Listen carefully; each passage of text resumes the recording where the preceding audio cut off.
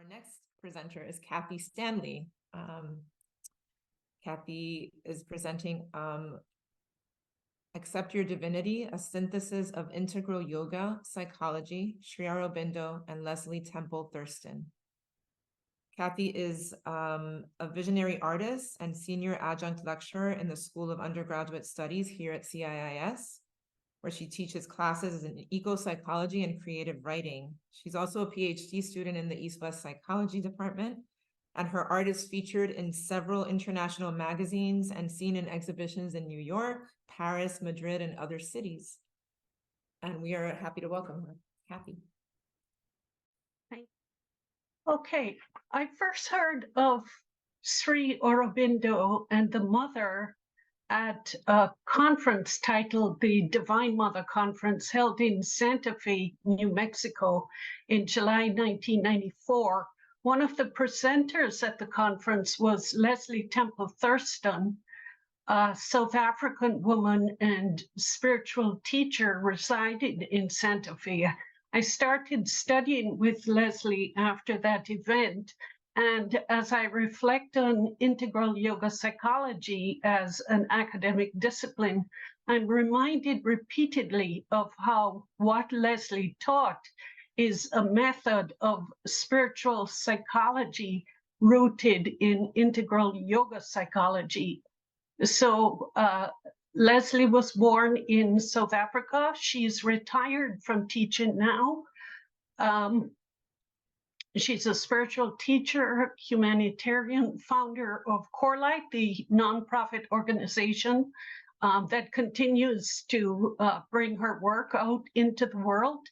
She's a founder of Seeds of Light, a humanitarian organization that supports marginalized communities in South Africa.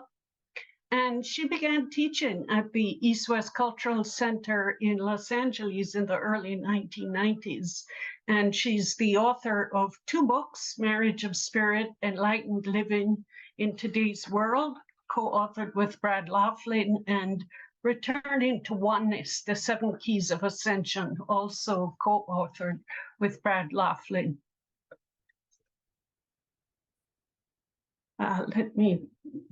I'm sorry, I'm having a little bit of trouble with my, okay, here we go. These are 2 of her paintings, and what I wanted to share was that Leslie was greatly influenced by the teachings of Sri Aurobindo and the Mother.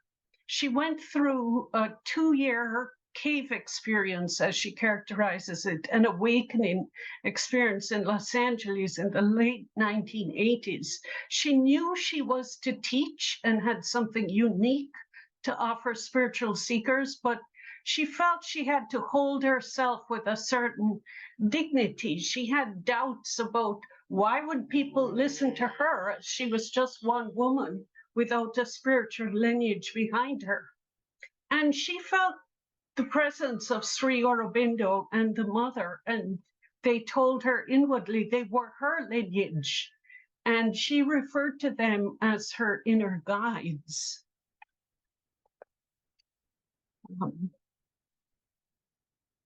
And I like this quote from the Mother because I think it applies to Leslie's experience. The Mother has this quote, Sri Aurobindo is constantly among us and reveals himself to those who are ready to see and hear him.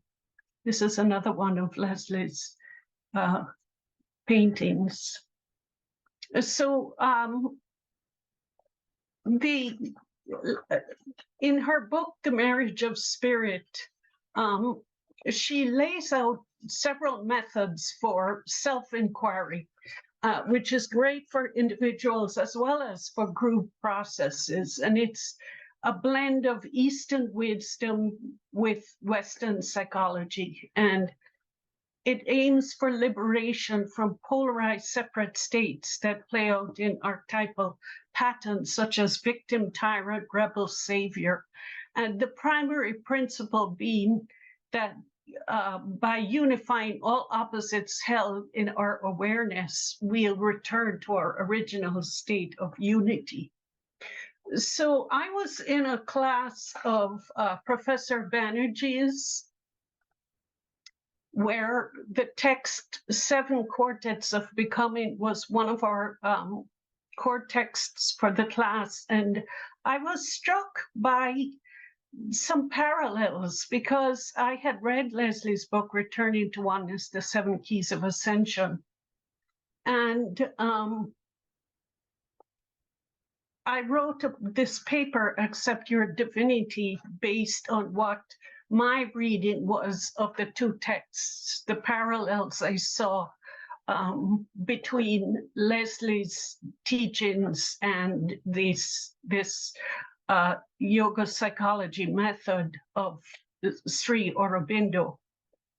And, you know, in listening to the discussion on books yesterday, Debashish mentioned the need to build bridges from Sri Aurobindo's thought to modern times. And I would personally argue that Leslie's two books are representative of teachings with methods that are so ripe for today, where there's so much conflict and polarization in communities.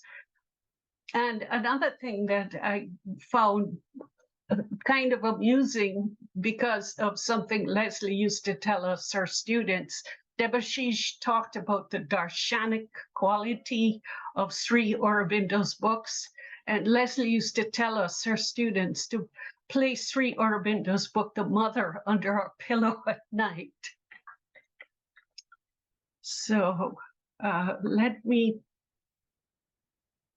get into this. So the seven keys is really a way to, this is a quote from Brad Laughlin, who wrote the foreword to the Returning to Oneness book. The keys unlock doorways between the chakras and allow a river of light to flow through the body, moving us into conscious connectedness with our own divine nature, into the truth of who we are. They're foundation for the teachings of non-duality and prepare us for living in unity consciousness in the body. So the first key is do not believe in loss or gain. And Leslie says this opens the lock between the throat chakra and the third eye chakra. And you know how these teachings came about was Leslie was in a meditation retreat with students, and she could feel where the collective was blocked from accessing the higher states in meditation. And these teachings came out of her own embodied experience of what would allow the unlocking of these blocks. And so I see this first key, do not believe in loss or gain, as maybe corresponding with the quartet of being associated with the mind and non-dual seeing. And it's described in the Seven Quartets book as the aim of this quartet is Brahma Darsana. The key number 2, and I'm just trying to go quickly through these, forgive all betrayals. And Leslie says this unlocks the blocks between the heart chakra and the solar plexus chakra. And I think this second key may correspond with a quartet of peace associated with states of ananda, equality, and moving beyond pain to bliss states. The third key is not my will, but thine. And I think this corresponds to the quartet of perfection. And here is a quote from the book, Seven Quartets of Becoming. Quartet of perfection, to arrive at our true self and our true freedom of will, our cosmic agency, we need to replace the conditioning of our instrumentation and our false identification with the instrument. This requires a change of faith. This higher power to which our receptivity is demanded is the self-disclosure of the being of beings, that central openness to a cause that is using us and that yet is our own self and the one self, is one of the driving engines of the yoga of integral transformation. And the fourth key is trust in the support of the invisible realms. And I think this may correspond with a quartet of knowledge associated with intuition and telepathy. And a quote again from the seven quartets of becoming: all knowledge dwells within us, and to develop gradually our powers of intuitive understanding and rely on these more and more with faith, while using our rationality and our sense of discrimination to test the ground, is the way to its progress. And this fifth key is view the ego impersonally. And this unlocks the lock between the second chakra and the third chakra, and refers to the healing work we must do to release issues such as victim consciousness, deprived child patterning, issues of power and powerlessness. And I think this fifth key may correspond to the quartet of power associated with issues around power. The sixth key is accept your death. And this unblocks the lock at the root chakra and helps us to move beyond fearing death of the body. And this sixth key may correspond to the quartet of the body associated with issues around the physical body and awakened body consciousness and the mystic body. The seventh key is accept your divinity. And Leslie says this unlocks the block just below the seventh chakra, where egoic conditioning may prevent us from knowing ourselves as connected to divine intelligence. And I think this seventh key may correspond to the quartet of action associated with surrendering to divine Shakti. A quote from the Seven Quartets of Becoming book: in the quartet of action, the progressive surrender to the Divine Mother and faith in her become the keys to the transition of human consciousness from avidya to vidya through a dynamic process. And this is a quote from the Returning to Oneness book. Leslie wrote this: support from the invisible realms has made the journey possible. The fact that I can be taken by universal mind and mother into uncharted territory beyond my understanding, and be given the understandings that divine mind is showing me, is amazing. Only by being merged with the universal mind can I face and experience the unknown beyond my old self. This is the mind where we create all possible futures and pasts and divulge our own knowledge to ourselves. It is a place where one can drink in the diversity of existence at its source. All of being is revealed here. This journey has its beginning and end in the heart love and Genesis. And, you know, I heard Professor Banerji speak on Sunday about how the Twin Towers, that event, the tragedy of September 11th, ushered in an era of global destabilization due to culture wars. And Leslie, we had been on a trip with Leslie in August 1999 to Egypt, where it was a pilgrimage of peace, because all of her meditation retreats and pilgrimages, we worked on ourselves as well as the collective doing processing work. And she wrote this in an article 2 years after the trip to Giza on September 11th. The bombing of the World Trade Towers plunged the US and the world into a new phase of humanity's evolution. This was a major milestone marking the beginning of a most significant phase of the global shadow clearing process.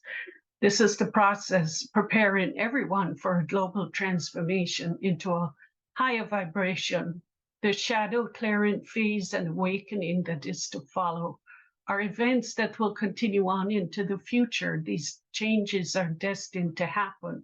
The birth of a more balanced consciousness with the power to lift humanity up beyond the old good, evil, right, wrong polarizations of this human world and into a permanently peaceful and unified state is undoubtedly in humanity's future. But first, there must be a cleaning out of negative unconscious ego issues.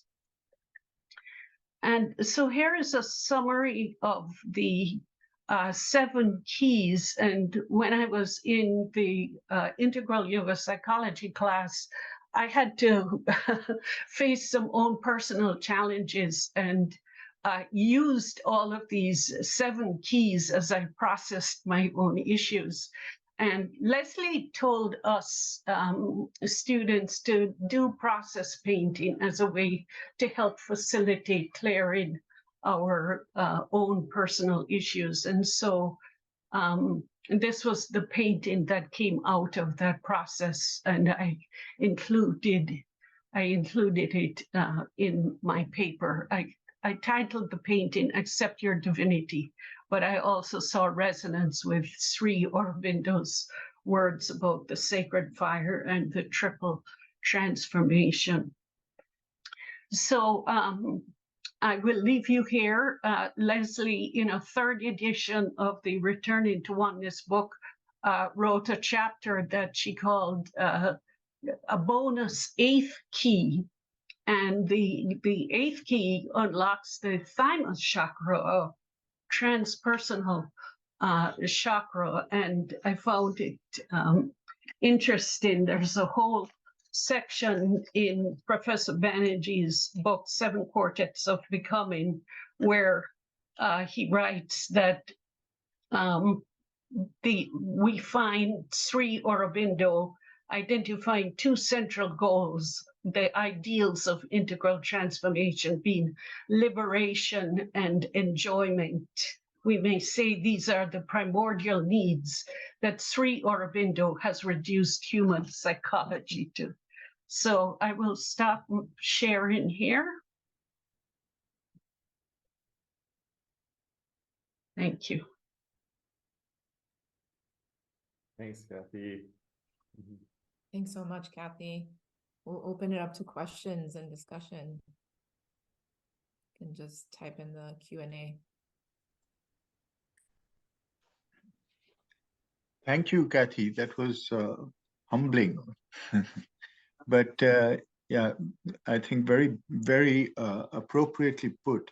I'm reminded again, you showed it right at the end, your painting. I'm forgetting what the name was of the painting, but Accept Your Divinity. Accept Your Divinity. And you related it to the 7 keys. And you also, in passing, talked about its relevance to the triple transformation. And I think particularly, I mean, you just said it in passing, but it resonated immediately as soon as you showed it. And I recollected that I'd seen it before. And, you know, the 3 zones, as it were. Yeah. If you might expand on that a little bit for our audience, I think that was very relevant. And thank you. Well, you know, in process painting and the painting that I do, I don't set out to create a certain image. I just set an intention that I want to work on whatever it is the issue is. And so at that time, I had to work through some personal confidence issues. And I used the 7 keys as a method, you know, of just invoking. And on the canvas, I just do an intuitive, you know, tap into my intuition to see what colors want to come, what marks want to come. And that was the result of that. And I feel complete with it when I feel an internal release. Yes, indeed, indeed, Kathy. I mean, as all your work, and as your dissertation is focused on, it's about a state of consciousness that you allow to come into your hands and Yes. work with it. But I found the result outstanding because of the forms and the energetic Mhm. movements in the painting. Thank you. When you're talking about the triple transformation, the first form is like a flame. Mhm. It could also be the inside of a flower, but Right. it has resonances over many layers of reality. But it's like that bud or enclosed flame, and Mhm. then you have this field of energy that is expanding and becoming universal, and Right. then you have a freedom above, something that is opening up. Right. And I think those movements were very viscerally evocative of three movements of the consciousness. So Yeah. I, Thank I you. wanted to acknowledge that. Thanks, Devashi. We have a comment, which I'd like to share from Patrick. Patrick Beldio says, "Thank you, Kathy. Lovely presentation. The quotation by Mira Baba that you had at the end is fuller. Do Yeah. your best, then don't worry, be happy in my love," which I think encompasses so much of what you shared. I Mhm. loved the painting and your explanation, and the colors are supramental, as I could tell. Thank you so much, Patrick.